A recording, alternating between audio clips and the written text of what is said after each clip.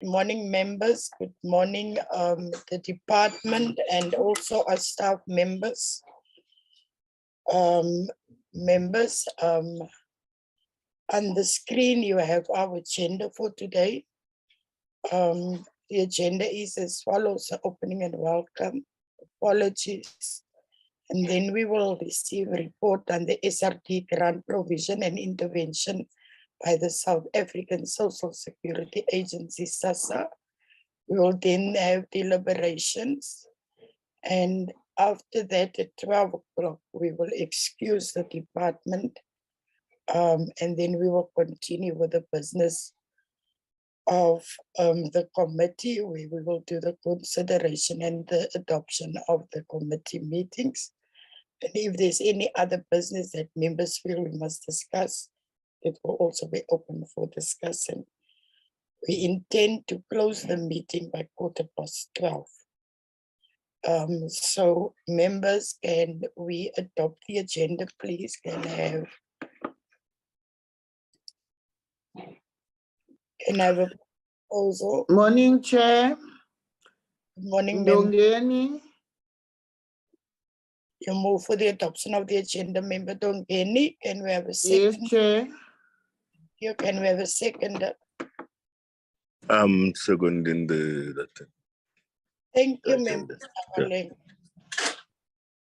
Members, we've got an apology from the Deputy Minister, who's got other business to attend, and they apologize for not attending this meeting. And there's also an apology from Member Lehi, who's also not been able to attend today's meeting. Can I ask the members if we can accept these two apologies? Member Chabaling, I see your hand. An old hand. Oh, okay. Then you must lower. Thank you. Can we have? Excuse me, Chairperson. Yes. There was an apology from Mr. Pacha as well. He is also he has other commitments, Chair. Thank you. Thank you, Member Marcel. Members, so there's two members who won't be able to join the meeting, and then the Deputy Minister. Can we move for the adoption of the apologies?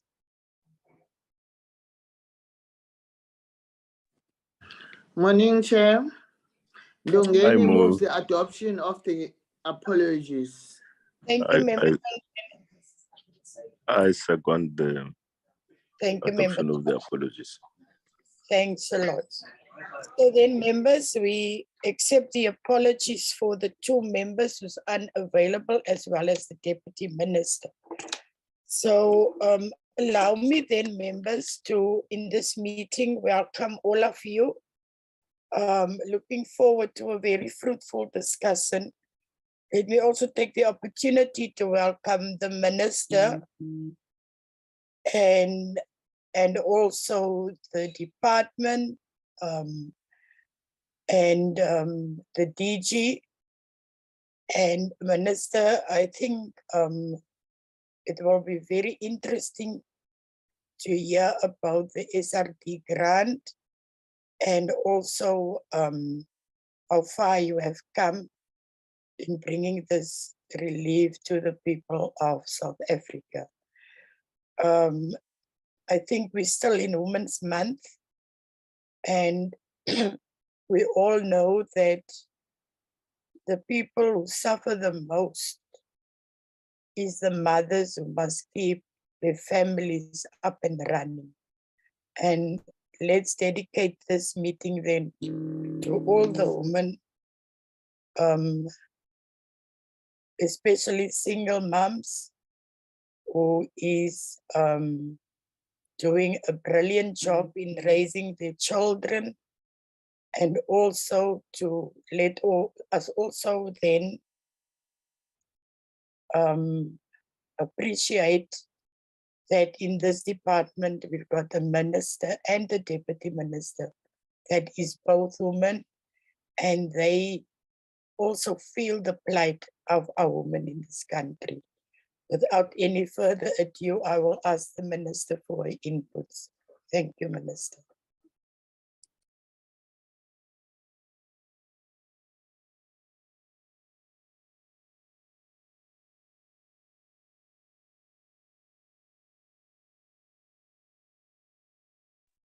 Minister Zulu.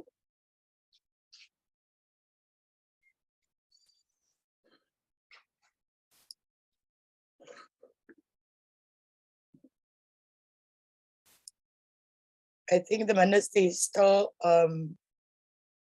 muted.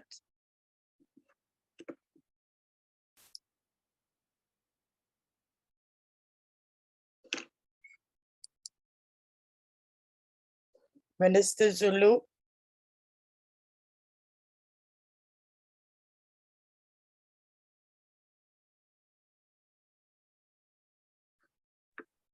Chair, through you, I suspect the minister dropped off because I can't see her anymore. Let's see if we can raise her. Okay.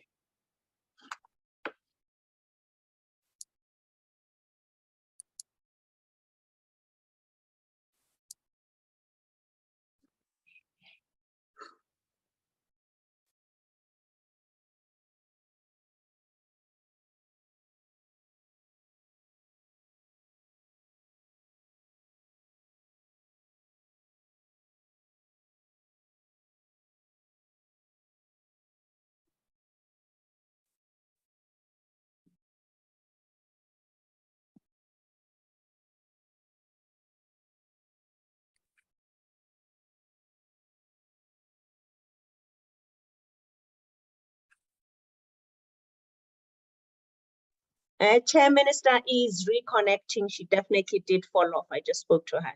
Thanks, Chair. Thank you. We'll wait for Anna. Thank you.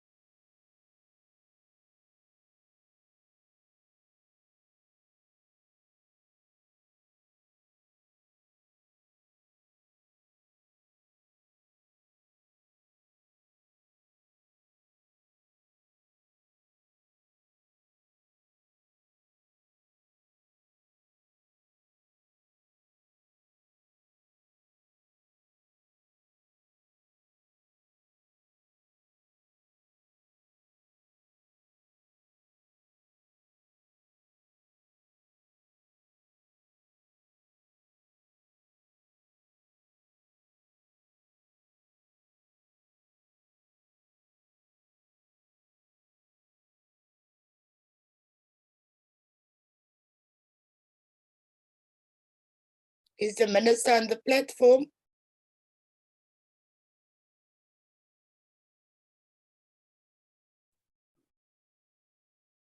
Apologies, Chair. She's just quickly joining with her phone. Sorry for that inconvenience.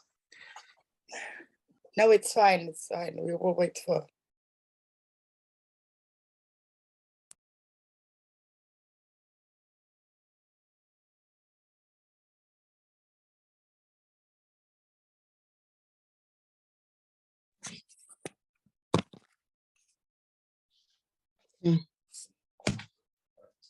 Hello. Good morning, Minister. Welcome. You can continue with your input, Minister. Okay, thank you very much. Apology, the gadgets are just not working well this morning. So I'm just using my cell phone. I hope I'm visible and audible enough.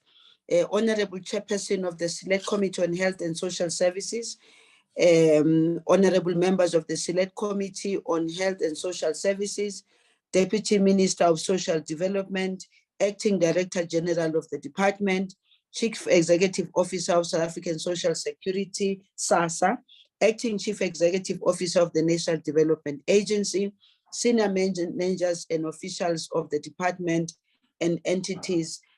Thank you very much for this opportunity, Honorable Chairperson. I'm hoping that also there are some South Africans who are logged in and who are going to be receiving also this report.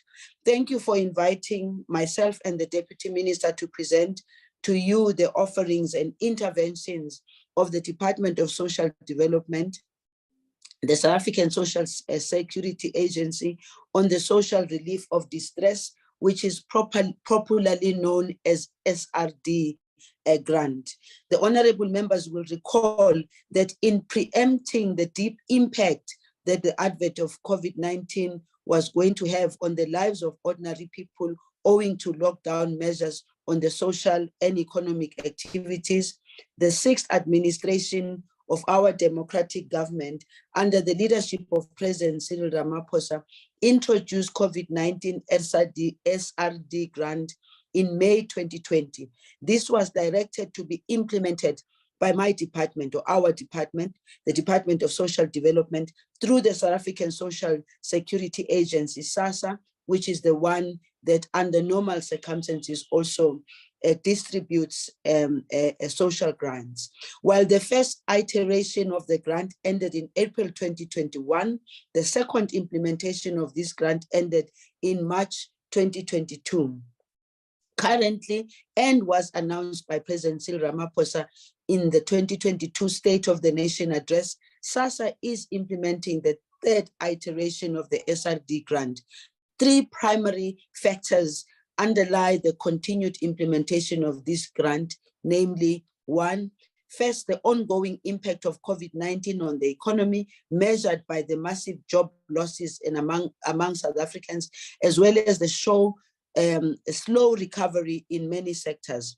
This necessitated the continued provision of income support to the poor and incomeless population. Second, it has been established that the grant had a positive impact in reducing poverty and inequality in our country, especially poverty. In particular, it contributed to reduction in food insecurity among our country's most vulnerable. And third, research that was commissioned by the department found that in 95% of the cases, the beneficiaries used their money for food and followed by electricity.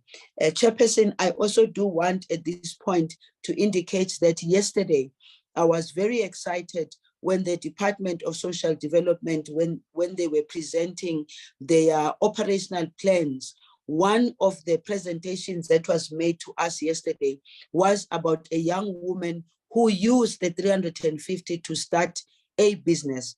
And I think it will be quite exciting for Parliament, for committees of Parliament to follow up on this, because it was just unbelievable that this woman, who in my understanding just saw on the way, whenever she was going into town, she saw on the way white tunnels that were tattered and torn.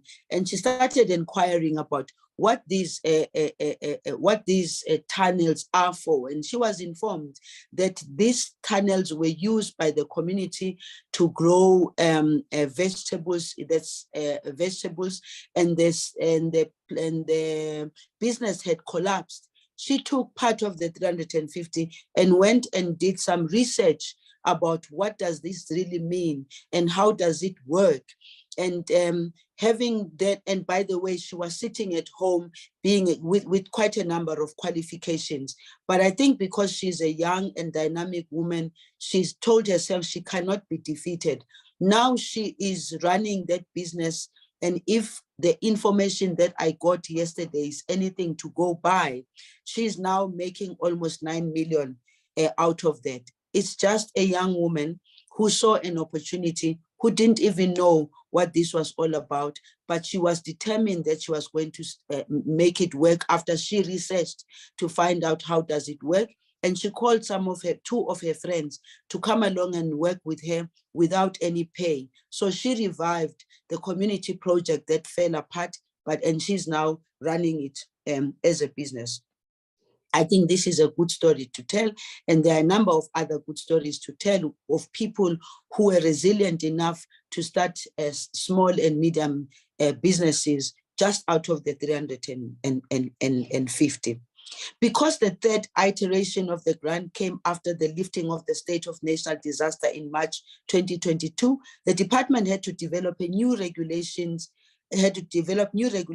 by which it would continue to implement it under the Social Assistance Act. To implement the third iteration of the SRD grant, 44 billion was allocated to service 10.5 million people until the end of March 2023. The allocation falls short of the population of 10.9 million qualifying beneficiaries whom we already had in March 2022. On the premise that the Public Finance Management Act requires us to stay within the allocation, we introduced additional qualifying criteria for the grant. These included the introduction of the means test threshold of 350 for all applicants. This was implemented by checking the bank accounts of each applicant monthly to establish if they had income flows valued at 350 or more into the bank account from other sources. The implementation of this provision was very challenging because we had to enter into negotiations with the banks for them to perform this means test, given that they are custodians of their clients' accounts. Consequently, in the first 3 months of implementation, we experienced very serious challenges whose net effect was the delay of the grant implementation for another 2 months.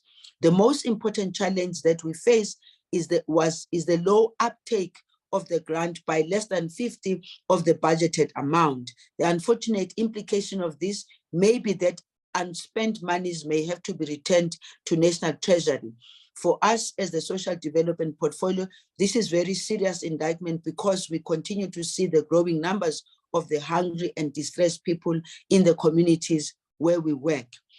And here, I do need to indicate, Chairperson, that as a Department of Social Development, together with SASSA, we still need to look at some policy positions or legislative positions that sometimes make it difficult for us to implement, because at the same time, we have to be accountable. We also have to be accountable to the Auditor General. And sometimes some of the very systems that we put in place, which by the way, are correct and were correct from a point of view of ensuring accountability, but sometimes they make it very difficult for us. And therefore, we believe that we need to look in some of these together with Treasury.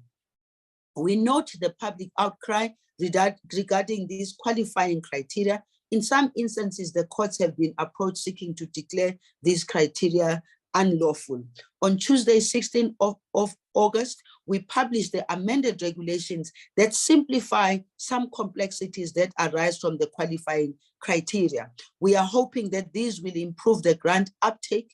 Already at the beginning of August, SASSA had received just under 12 million applicants. The most important amendment we made was to increase the means test threshold from 350 to 624, which is estimated food poverty line for 2022.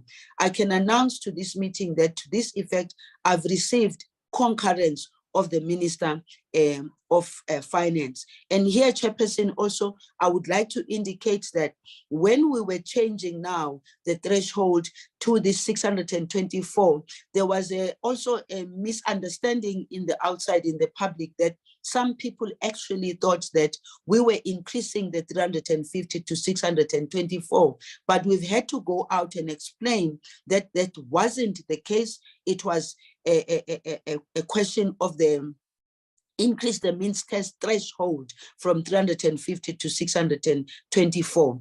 Of the 11 million applications that we have received in June, 6.5 million were approved and almost 4 million received their grant payment. The assessments for the month of July experienced delays owing to the previous regulations requiring people to reconfirm their grants every 3 months. June falling on the 3rd month, wherein these reconfirmations had to be done.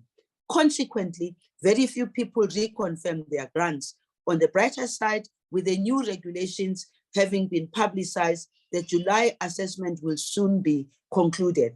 We are still having challenges with some payments wherein applicants have not provided us with their bank details. Consequently, we have encouraged applicants to provide us with their correct bank details so that we can timelessly facilitate their grant payments. To this end, SASSA will conduct ongoing communication and publicity so that the grant uptake is increased. Having done so, we are hopeful that a greater number of the qualifying people will be able to access the grant. We note that it is in the interest of the incomeless, unemployable, and vulnerable sections of our population that government as a whole should develop a sound rationale for the continued provision of basic income grant support in the long term, as well as to improve the implementation of this grant. Equally, we note that the vast majority of South Africans prefer being in employment than to receive grant. Until such time that the economy has grown, we cannot helplessly sit by and watch the people lose their dignity. Honorable Chairperson, this, with your permission, please allow me to ask the Department and SASSA to present the social relief of distress grant provision and interventions. Honorable members, please receive the presentation, and I then hand over to the department, and thank you for the opportunity.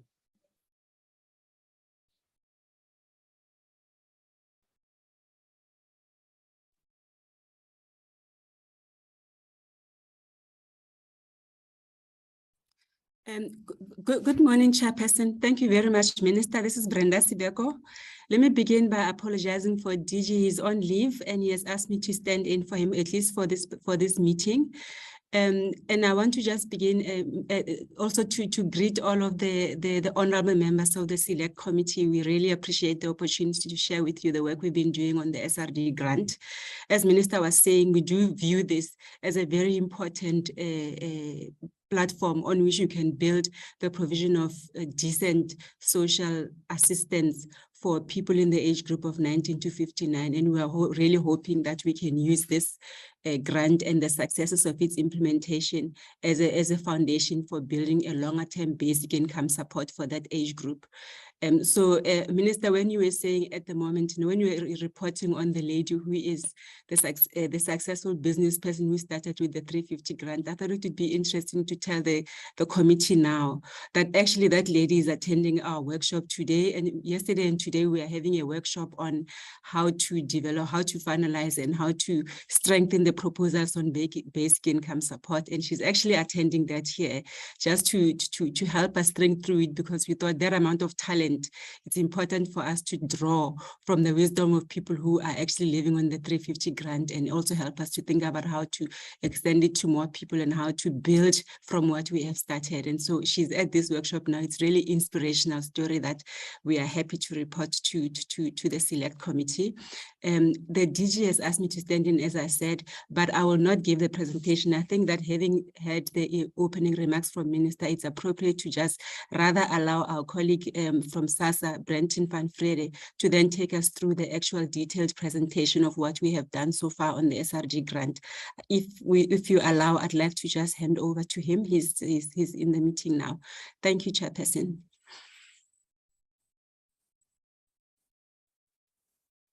Good. It's me. Good morning, Honorable Chairperson, members of Parliament, Minister, Acting DG, CEO of SASSA, colleagues.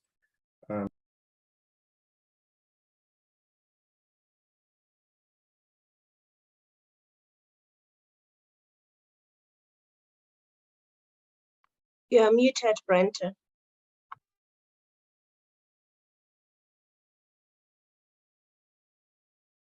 Oops.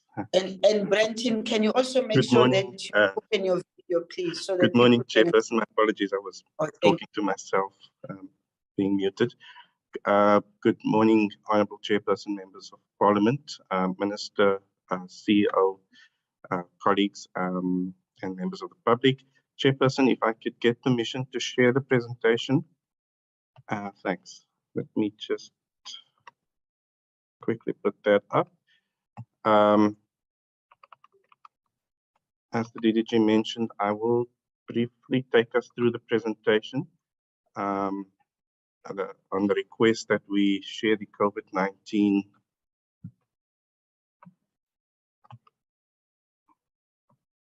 just trying to put that in full screen.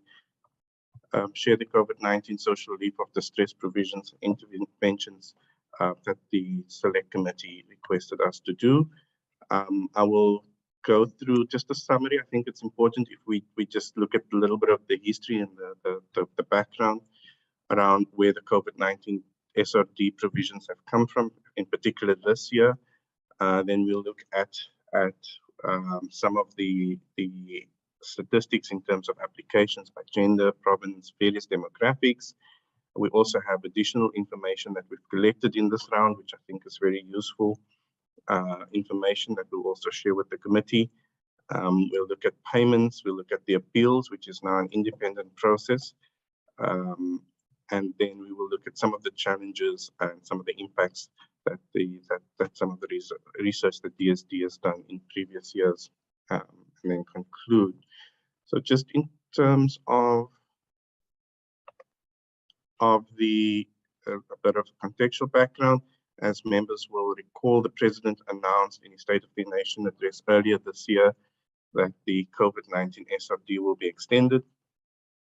This then required DSD to urgently develop regulations for this grant, and regulations were promulgated on the 22nd of April, and the application channels were opened at midnight the next day. But the systems for the actual assessments, and that was one of the challenges that we experienced, which we were still in development stage, but we did open the application channels immediately so that at least we could begin to take applications for the new grant. Now, this grant is derived, or is very similar to the previous COVID-19 SRD grant that was under the disaster management framework. But this third iteration, because at that time we were aware that the state of disaster would be lifted soon, the third iteration involved us to shift from this new form of SRD from the sort of Disaster Management Act, or the directions within the Disaster Management Act, where the previous SRD was provided for, to the social assistance legislative framework, which also makes provision for social relief of distress. And DSD thus had to provide or create or develop new regulations for this. And as mentioned, just published by the Minister on the 22nd of April.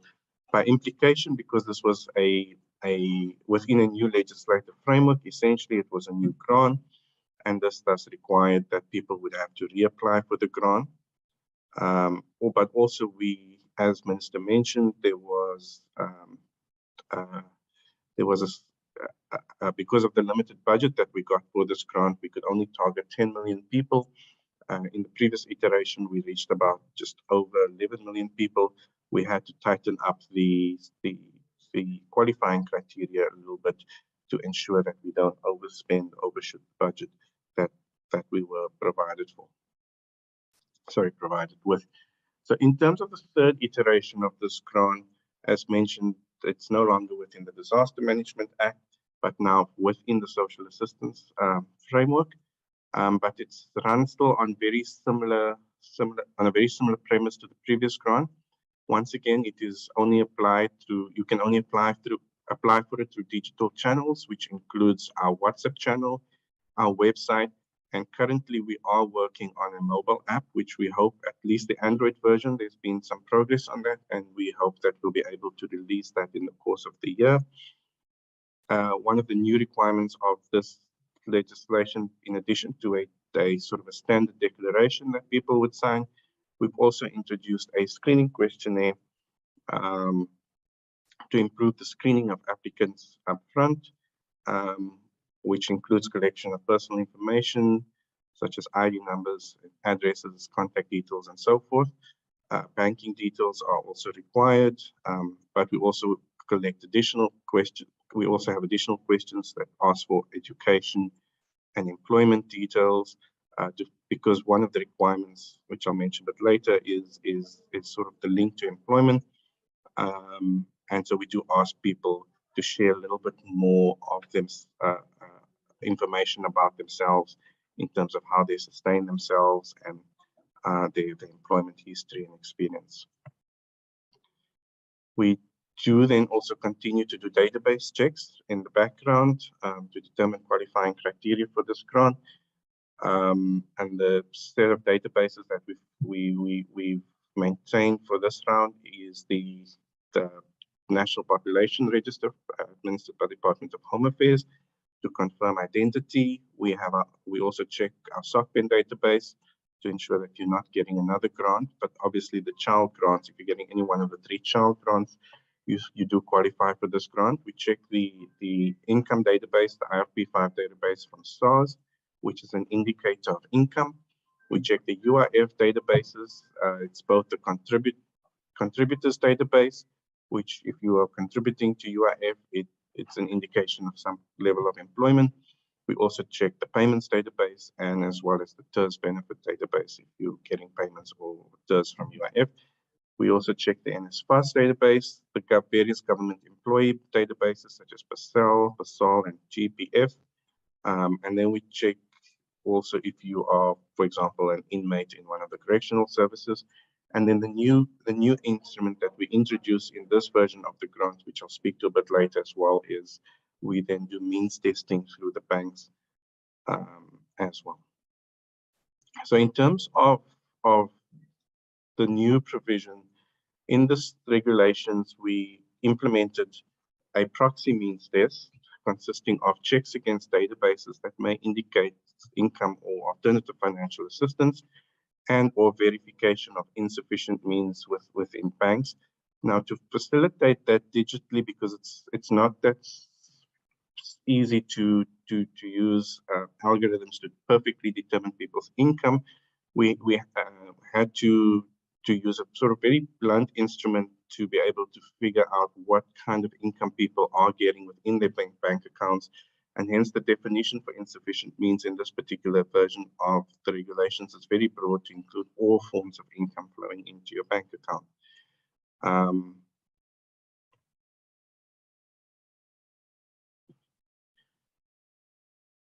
When we implemented this, or when we published these regs, we did note that there would be significant implementation risk because the test through the banks is it's not completely new. We have done it, but on a very, very limited scale before. In the past, what we did was we would assess you against the databases. If you were then disqualified or declined, you could then lodge an appeal, and then we would check your bank account to determine whether or not you had any kind of income. So, for example, if we found you on the UIF database, but then you said, but I'm not on UIF, you could lodge an appeal. We would then check your bank account. We would see if there's money. If there was no money coming in to your account, we could then safely assume you weren't getting any income, and then your appeal would be successful.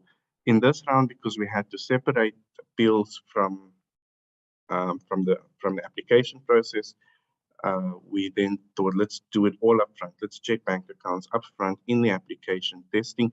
But again, we've never done it at that large scale, and we did experience some teething problems when we implemented this grant, and I'll speak to some of those teething problems we've experienced a little bit later. But that did cause us to sort of have that delayed start in the grant, and we're still experiencing some challenges with that. As also mentioned earlier on, given the limited budget, the grant was implemented at a relatively low threshold. At the time, relying on the best survey data that we had available,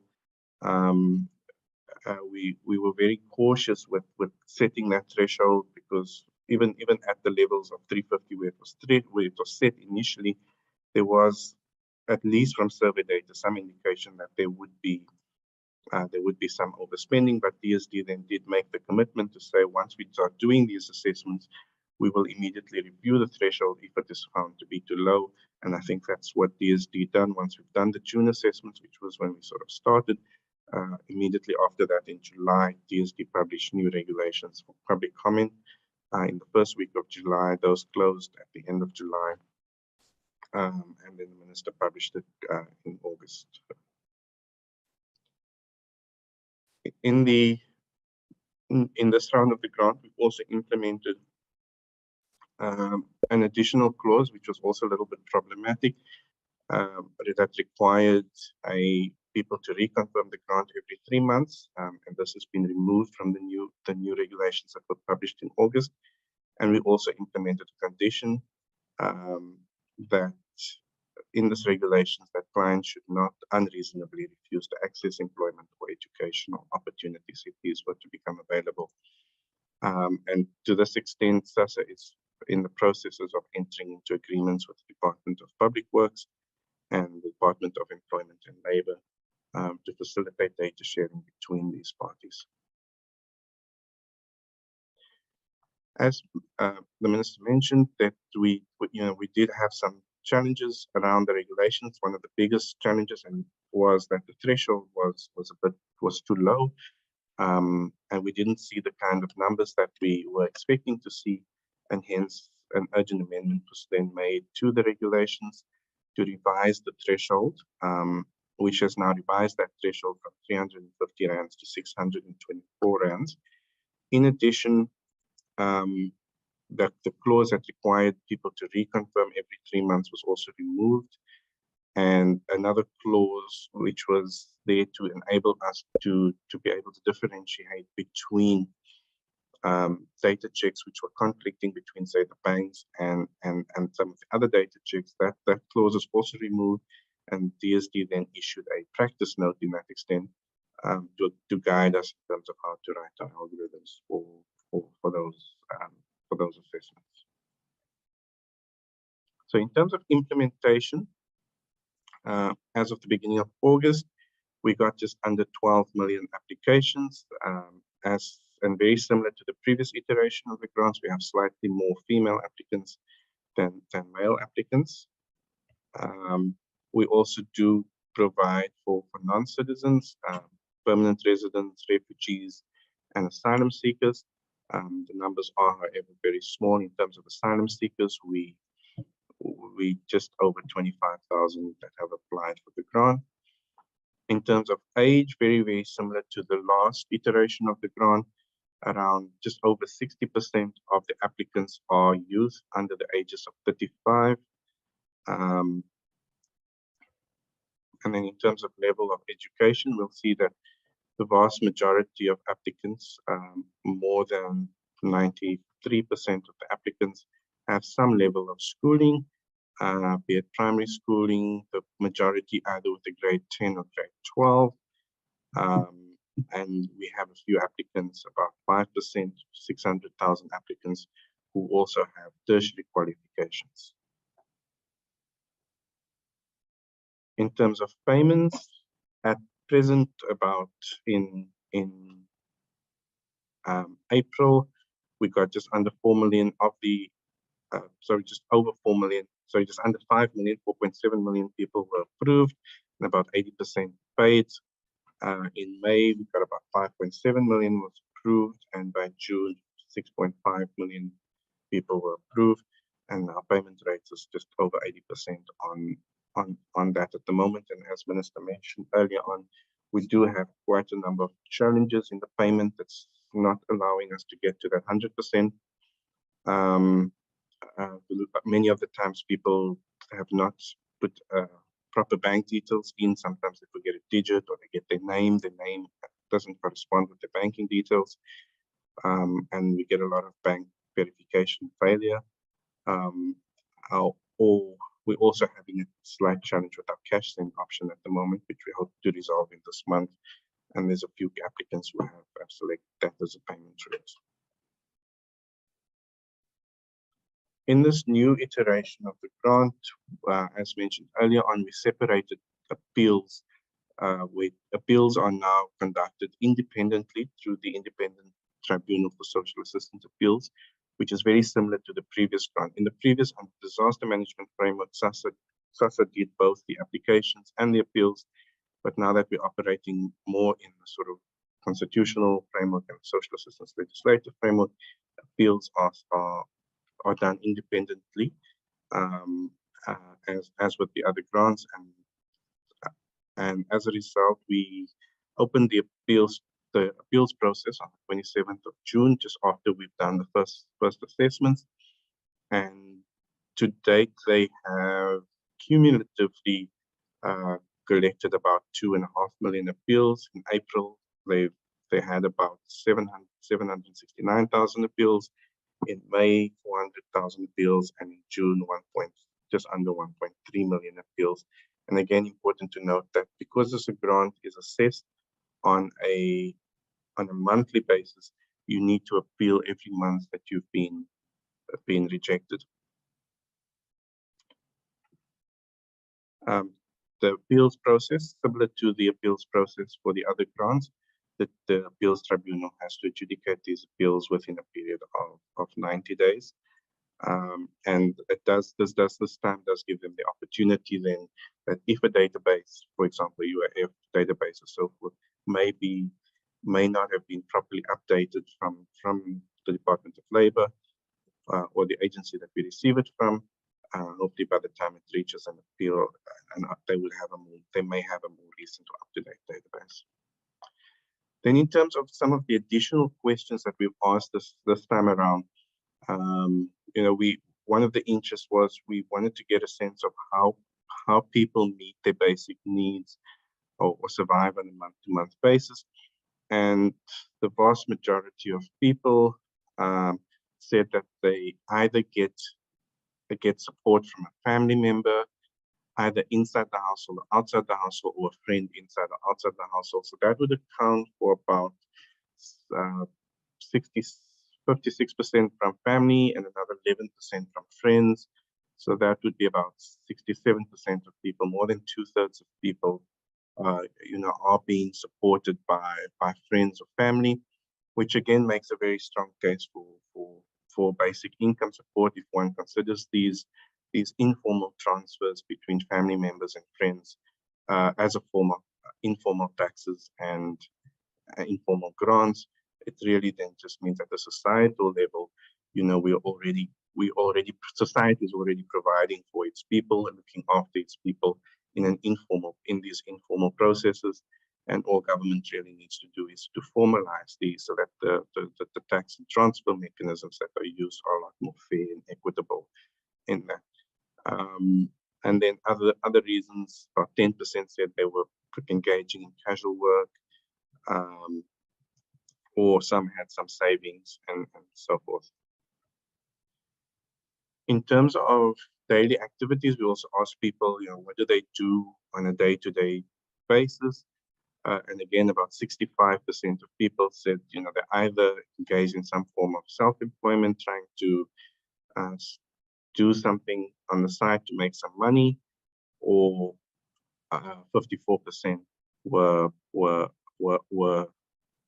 actively searching for a job, and then smaller percentages doing other things, such as either maybe a homemaker looking after children was about 6%, or helping out in a family business without pay was 5%, and unemployed, but very few people were actually said they're unemployed and not looking for work. There's about 8% that said that, and some interns in non-family businesses, but unpaid, 7%. And then because our income, we realized our income data at this very low level of income wasn't that accurate, we did also ask people to tell us sort of what kind of income bands they fell into. And about 10 million people told us actually that they were earning incomes below the 350. But again, this may not be that accurate, because when we did these assessments, we actually got much, much lower numbers. And about 11.5 million told us that they are earning incomes below the food poverty line, and that gradually increases to about 12 million just below the upper bound poverty line. In terms of payments, this is one of the areas where we had some challenges. As Minister mentioned, when we implemented this grant, we had to develop and implement this new system of income checking with the banks, which was quite an extensive system. It's probably one of the biggest electronic systems that we've developed so far. And we didn't necessarily have the luxury that under normal circumstances, when you do this, you build something, you test it, you pilot it, and then you'd implement it, and that probably would take in itself about a year to do. In a very short space of a matter of months, we had to build and implement without necessarily being able to do a proper test and a sort of proper piloting to make sure that everything's working fine. So we did have quite a number of teething problems with the systems, but also it caused us to have a little bit of a delay. As a result, we only started doing the assessments in June, and we then made a commitment to clear the backlog. So we generated backlogs for April and May, and we made the commitment then to say that in April we will pay May together with the July payment, and in May we would pay August. Sorry, in August we'll pay May together with the August payments, with the hope that by August we would clear these backlogs. However, due to changes in the regulations and the removal of reconfirmation, so you recall in the first regulations we had a section that said every 3 months people had to reconfirm, but we've then got very few reconfirmations. Just about 1.5 million people reconfirmed, which meant that if we did proceed with the July payment, we would have basically excluded millions of people from this grant. So what we then did was we swapped the May file out, and we made the May payment in July instead of August, as we committed to doing. And then the July file will now assess in August post the publication of the regulations, and a lot more people will then qualify for the grant. August payments may be slightly delayed. We have to now for the August payments we have to implement the new threshold, which means we have to then go and to swap over between, because we're running July and August, we're running it on the old threshold, and then the August one we're going to have to then swap around and get the new threshold around with the banks. We will try and do it still before the month of August. We will, if we complete July in this week, we'll probably start August next week. But we are experiencing some problems as well that is causing us to have a little bit of delays in the current week. So the August may spill over into September. And I think we've sort of beginning to clear April and June with some further guidance and practice note that was issued by DSD. We will also see some additional approvals coming through for April and June as well. So just in terms of errors that we've picked up in the early stages, for example, one bank algorithm was written incorrectly, that was incorrectly showing income below a threshold, and this caused us then to slightly overpay us about 30,000 people or so. Fortunately, most of them we didn't make payments when we picked it up, and we were able to reverse that.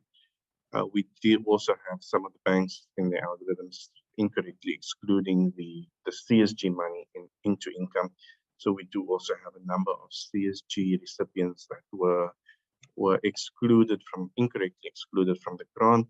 That's also now being fixed, and in the July run we should have corrected that, and all those applicants would then now qualify and get backdated their monies for the grant. And then I suppose one of the biggest challenges that we're currently also facing in here is that no additional funding, unlike last year, no additional funding was allocated to SASSA for the administration of this grant. So we having to, in the middle of the year, cut our budgets and find savings from all places to try and fund the sort of administrative fees for this grant, which is causing us a few challenges internally in terms of being able to move with speed and procure various services and so forth. And then just in terms of impact, so this grant, and this is some research that DSD has done in previous year, has shown that this grant has been immensely useful, even though that it is just 350, it's a very small amount. So some of the findings from their rapid assessment shows that the grant was mainly used to buy food, electricity, clothing, transport. That most of these goods that were purchased are all goods that can be supplied within local economies, and there's quite a lot of evidence that the grant actually boosts and support local economies. in some new research that DSD is doing, which they will probably release in the next month or two.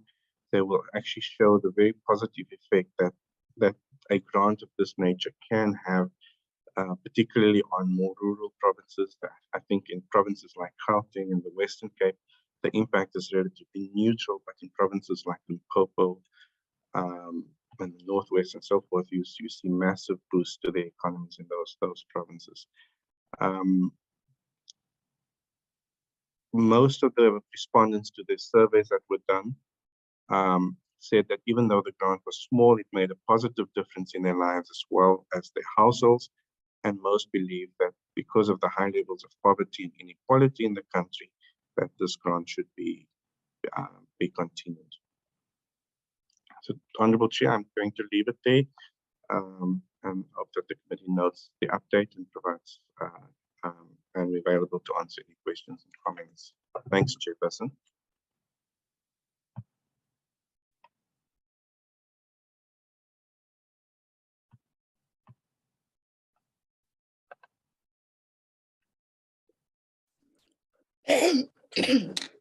Thank you to the department members. Please allow me to leave my video off because I'm experiencing some network problems where I am this morning. I will now allow for the members to raise their hands if they've got any questions or any clarity seeking questions for this discussion period. Thank you. The floor is open, members.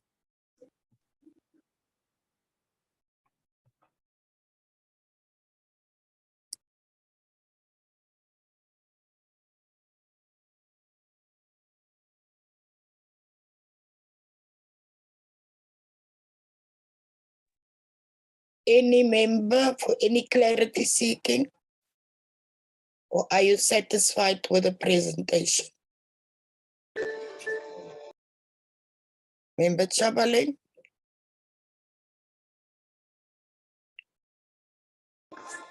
Chair, Yes. I just want to check if there are duplications, because we give art, sports and culture give relief to artists who are affected by the lockdown. I just want to check if there's no duplication where they'll get something from SASSA and others will get, some form of double dipping. That's all. Thank you, Member Chabaling. Any other member for clarity seeking?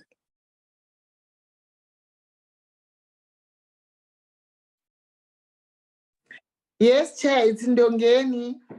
Thank you, Member Donkeni. You can continue. Thank you, Chair. Can the department clarify whether previous approved grant receipts who were due to receive a payment in April 2022 will still receive this payment regardless of whether the annual application is approved or not, in addition with those who applied under the new framework be back paid for April 2022? The second one, how many are still pending? What are the implications of the duration of the appeals process? How many appeals have been? Okay, sorry, Chair. The last one, that's clarity is needed on the application of this provision because of the practical difficulties that may be faced by agents when implementing the provision. Thank you, sir. Thank you, Member Donkeni. I see the hand of Member Christians. Yes, thank you very much, Chairperson. I'd also just have one or two questions. The grant expires in March 2023. What is in place as a basic income support for those in need after March 2023? Or are there talks within the department to extend this grant, or is the basic income grant still on the table? And then the 350 grant is very much needed by our communities, especially after COVID, and especially due to the financial and economic climate that we are experiencing currently. But what are the plans of the department to assist recipients to be less reliant on social assistance? Are there any plans from the Department of Social Development to assist perhaps in assisting not recipients, but poorer communities with business development and any other avenues of getting an income? And then lastly, food security is likely a huge issue in the country. Now, recently we've heard that in certain prisons that the prisoners are, busy developing their own gardens, and they are growing their own food, etc. So I want to know from the department, is there collaboration with these prisons? Because what came out of their committee as well was that these prisons are giving their food to the needy. Has that been the case? Because we haven't seen it anyway. So has prisons been identifying needy in conjunction with the Department of Social Development, and how has that worked? But more especially, what interventions does the Department of Social Development have to ensure food security in South Africa, which is currently, I believe, one of the greatest issues, as we see so many children on the streets. Recently, it has increased 100-fold. Children who are just walking the streets begging for something to eat. And with that, also, what is being done about these children that are standing on our street corners begging for food because they are so hungry because there's nothing at home? Thank you very much, Chairperson.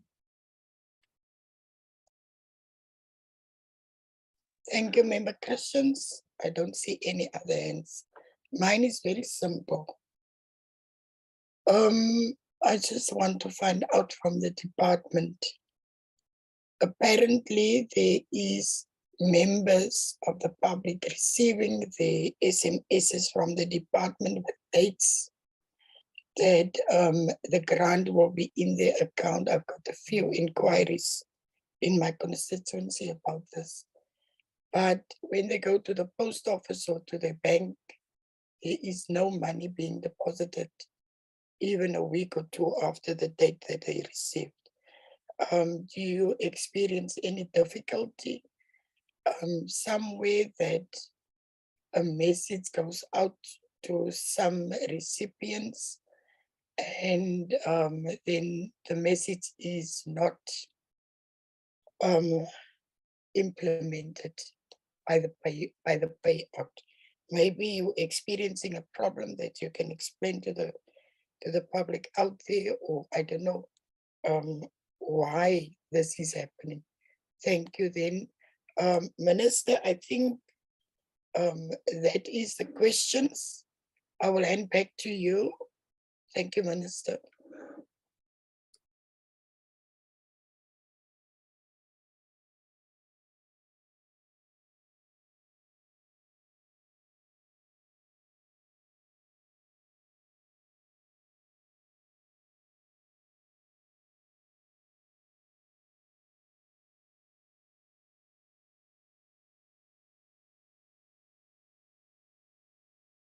Is the minister on the platform?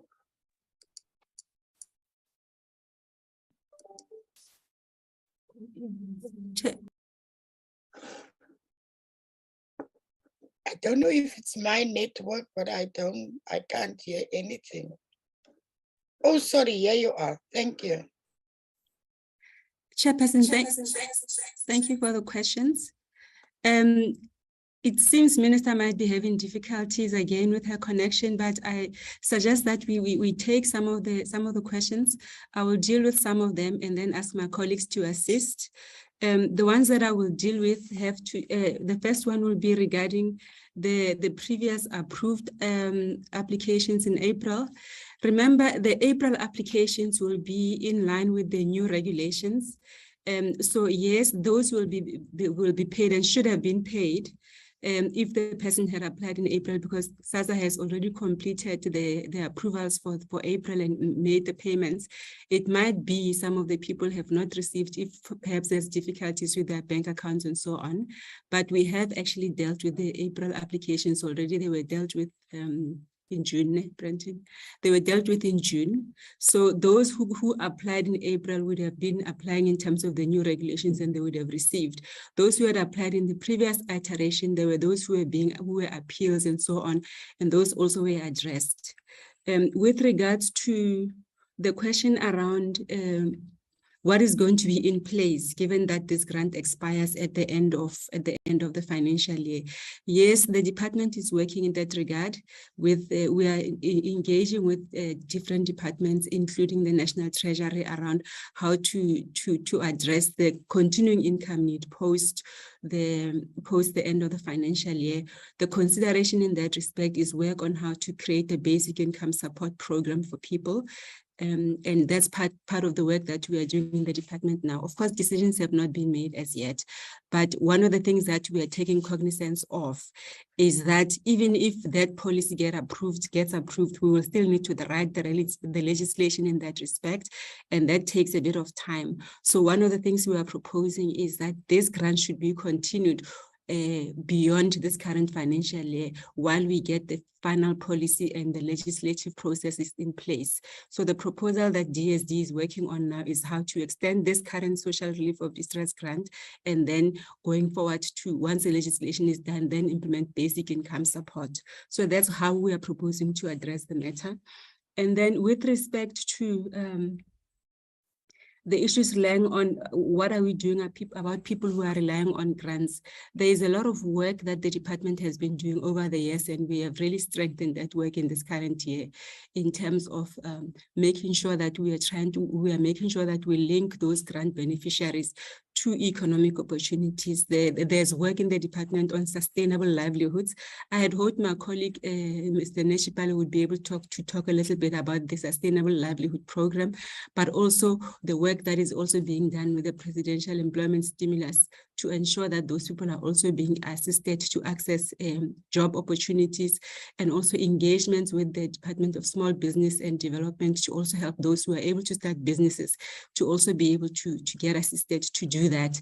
But obviously, all of those interventions are important, but they will not necessarily be able to cover all 10.5 million people that are currently in the grants program. So we are working, we expect this to be an ongoing work in collaboration with other government departments to enable these people to be able to augment their incomes and not only rely on the 350.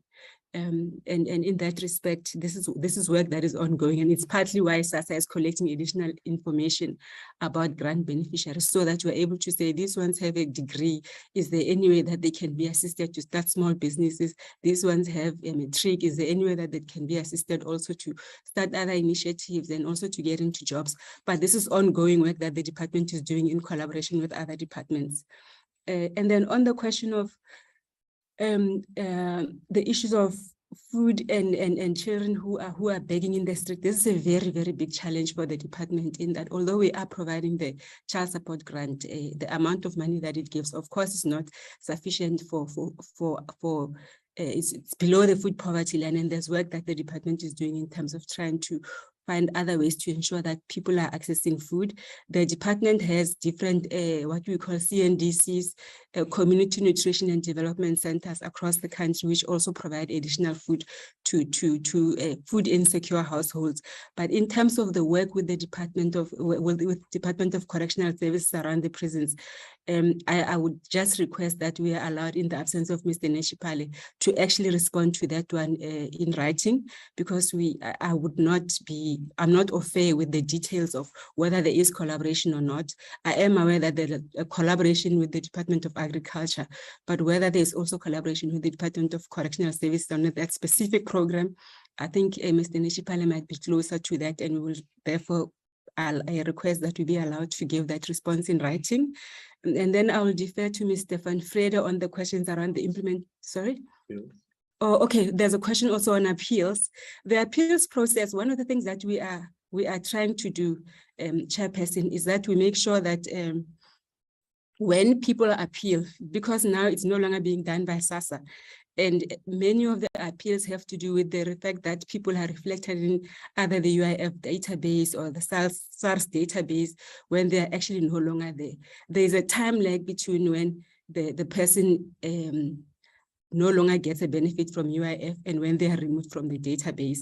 So what we are doing is we are allowing the appeals tribunal to look for later data, updated data from these institutions, so that when they do the appeals assessment, they use updated information to make sure that people who were perhaps erroneously excluded because of the wrong database are now going to be able to they'll be using updated data to do the assessment, in which case we expect that then there'll be a more accurate assessment of that person.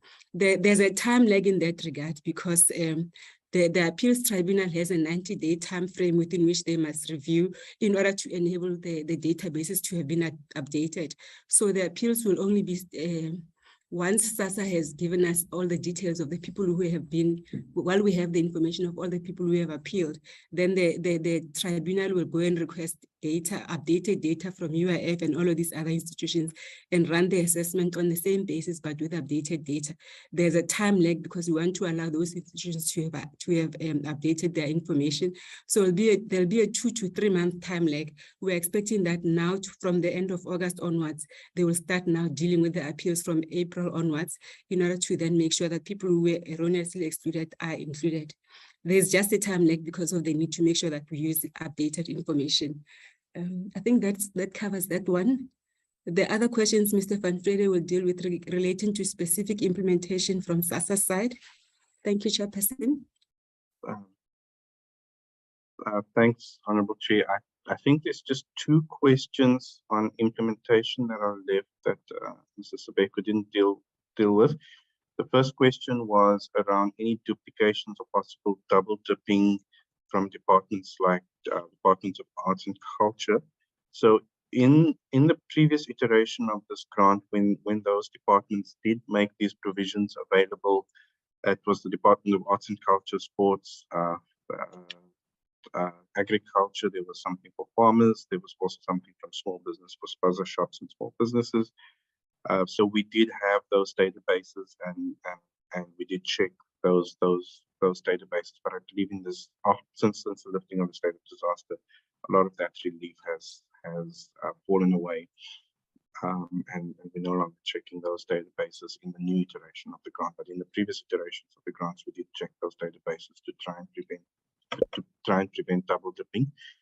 Then the question around payments, which the chairperson raised, we do experience difficulties or sometimes with payments. So maybe first thing to note is that we don't use the post office anymore for payments, but we have expanded the payment system through the Post Bank with their network of merchants. So where previously there may have been 1,000 so post office where people could withdraw their grants, there are now tens of thousands of merchants that are associated with the Post Bank where people can withdraw their money. The system has had some teething problems in the beginning, but some of the main challenges is people's not updating, for example, their data. So for you to withdraw your money, for example, at any one of the merchants, you would get an SMS. So you'd need your ID, but you'd also get an SMS. And often what happens is people change their phone numbers. And so you would go to the merchant. You would when you applied for the grant, you would use one phone number. You would get that SMS to that phone number, but maybe by the time you withdraw your money, you have another phone number, and that SMS isn't coming through to you.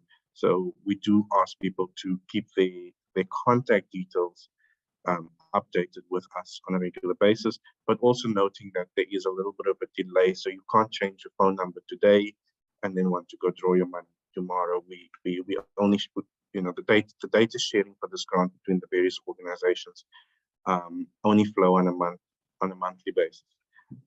So that does create a little bit of challenge if you do change any of your contact details in the middle of the month. We did also experience some load shedding problems with Postbank's head office, where the generator was also faulty for certain periods of time in over the last few months. But I think generally, and obviously when the main system at the sort of Postbank head office is down, then access to that system becomes difficult. But I do think most of those challenges have also been resolved and has been up and running.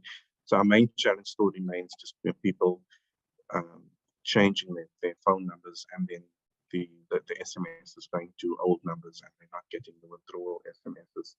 Also, we do have a challenge. Sometimes people withdraw more money than they actually have in their account. So a lot of people complain that they get a notification that says insufficient funds. So what that means is if you've got 350 in your account and you draw 700, you're gonna get a message that says you don't have enough money in your accounts. And so sometimes people don't check, and the merchants do show them how to check by using the various USD codes to see how much money is in the account, so that when you withdraw, you don't withdraw more than what you actually have in the account. Thanks, Jefferson. Thank you very much. Members, do you have any follow-up questions? Chairperson, I trust that covers all of the questions that were raised, except for the one that we said we will respond in writing regarding the food program in the gardens and food program in prisons.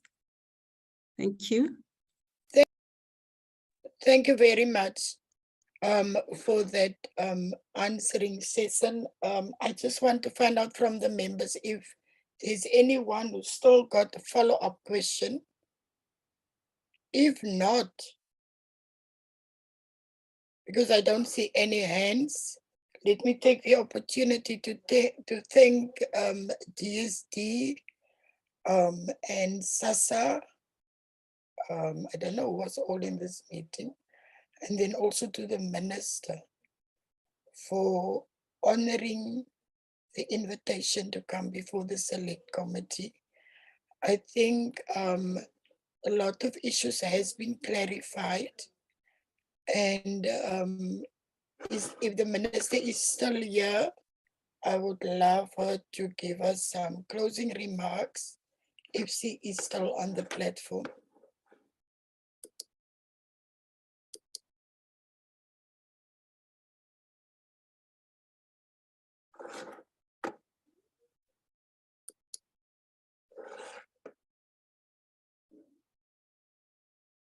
Is the Minister still on the platform?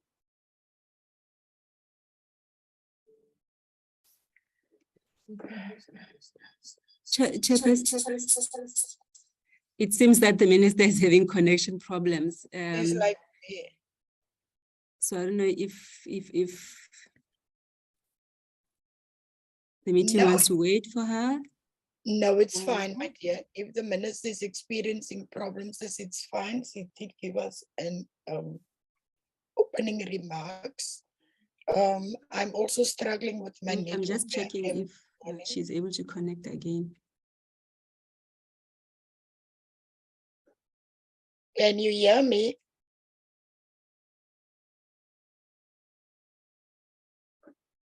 Hello? Yes, Chair, we can hear you. Chairperson, it seems Minister has lost connectivity. Okay. I'm not getting a response from her. It's fine, Brenda, it's fine. I also experienced some very, very bad connectivity this morning. So let me then thank you and your Chair. yes, member Chabale. Yeah, and I was going to suggest, because you know of this reception thing, and the fact that we have a sitting today. Yes. So you know it's not a very good day for us. Yeah. Maybe suggesting that and that even the line, I mean, you know, the connections is not so good. That maybe some of the questions that we have will send to the department, and then, you know, get written responses to some of the clarities that we need from them. Thank you, Member Chabaleng, for that progressive proposal. On that note, I would love then to ask the department to then exit the meeting. Thank you very much for all of your attendance this morning, so that we can continue with our business. Thank you very much. Thank you very much, Chairperson. I'm sorry. Oh, Minister is here. Minister has been able to join. Oh, Minister is here. Minister. Oh, I'm so sorry. I'm sorry, Chairperson. It's just the network is so bad. So can I keep myself off the camera, because the network is very bad, and I was afraid of picking up Brenda's call because I'm using the phone. I was afraid of being disconnected. But Chairperson, I don't really have much to say, save to thank you and thank the members for the contribution, but also issues that are raised. We will try our best to continuously find solutions. Chairperson, I'm really sorry. I was in the whole presentation, but I just lost connectivity at the wrong time. Thank you so much, Chairperson. Thank you, Minister. Thank you for always availing yourself to come before the select committee. I'm experiencing the same problem like you. The network is bad where I am at the moment. So thanks a lot. And then with that word, we will excuse the minister and the department members so that we can continue with our administrative business. Thank you. Thank you, Chairperson. Thank you. Thank you, Chair. Bye. Yeah.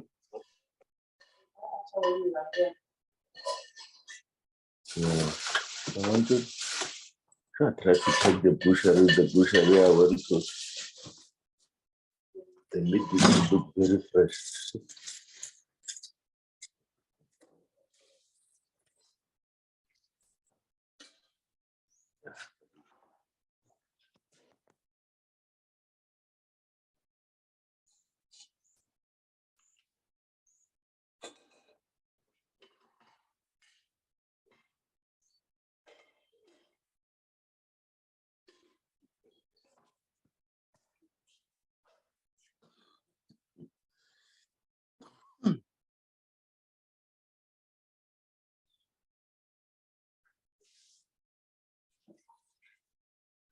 Excuse me.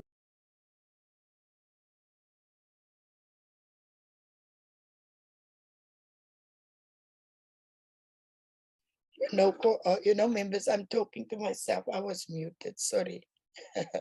So we've got the draft minutes of our committee of the 16th of August with the agenda of the briefing by the NYDA and the report on youth development initiatives.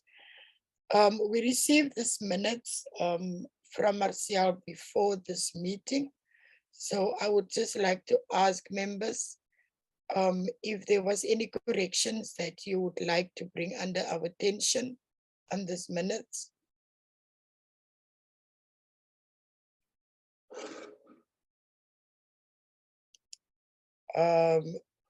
If there's no corrections, members, can I ask for a mover for the adoption of the minutes and also a seconder? I move, Chair. I move for the adoption of the minutes, Chair. Thank you, Member Chapeling. Who was the other voice that I heard there? Lai. Yes, it was me. Okay. Okay, do you second? Yes, Chair. Thank you, Member Laili. Members, if there's no any other business, I can adjourn the meeting. Is there any other issue? If not, thank you very much, members and our staff members. This meeting is adjourned. Thank you.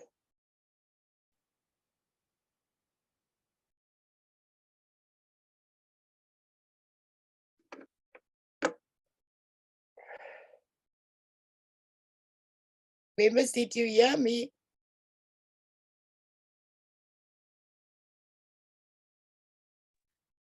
Chairperson, they are leaving. Thank you, Chair. Okay, thanks, Marcel. My network is so bad. It just go into dips every time. No, it's fine, Chair. I'll end the meeting now. Thank you. Have a good day. Okay, thank you. Bye. Thank you, Sam.